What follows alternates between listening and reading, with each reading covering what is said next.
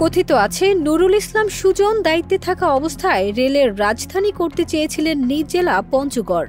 করোনায় সুরক্ষা সামগ্রী কেনাকাটায় তদন্তে অভিযুক্তদের পদোন্নতি দিয়েছেন তিনি। কাছের লোকদের দিয়েছেন নানা সুবিধা। অনেক অনিয়ম দুর্নীতি হালাল করেছেন নিজ ক্ষমতা দিয়ে। রাজনৈতিক বিবেচনায় ও ঠিকাদারদের পরামর্শে প্রকল্প গ্রহণে সায় দেওয়ার নজির অনেক।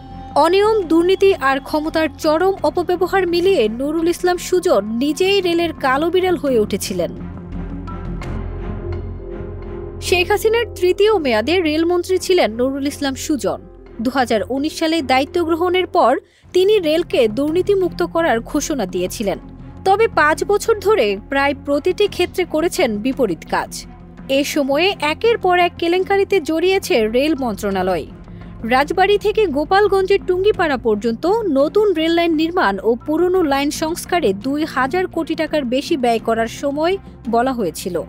এই রেল লাইন দিয়ে দিনে 14টি ট্রেন চলাচল করবে। 2018 সালের নভেম্বরে তৎকালীন প্রধানমন্ত্রী শেখ হাসিনা নতুন এই রেলপথ উদ্বোধন করেন। এখন এই পথে ট্রেন চলছে মাত্র 2টি।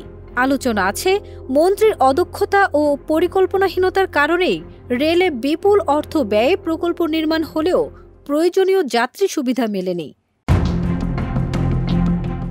রেলপথ মন্ত্রণালয়ের তথ্য বলছে 2009 থেকে 2024 সালের জুন পর্যন্ত 89টি প্রকল্প বাস্তবায়ন করেছে বাংলাদেশ রেলওয়ে। এইসব প্রকল্পে খরচ হয়েছে 21,078 কোটি টাকা।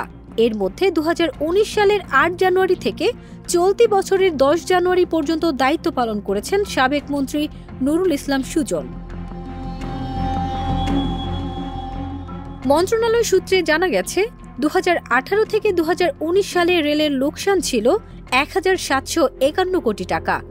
2020 থেকে 2021 অর্থ বছরের সংস্থাটির লোকসান দাঁড়ায় 1700 কোটি টাকা।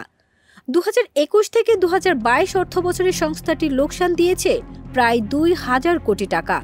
2022 থেকে 2023 অর্থ বছরের রেলের আয় ছিল 1783 কোটি টাকা।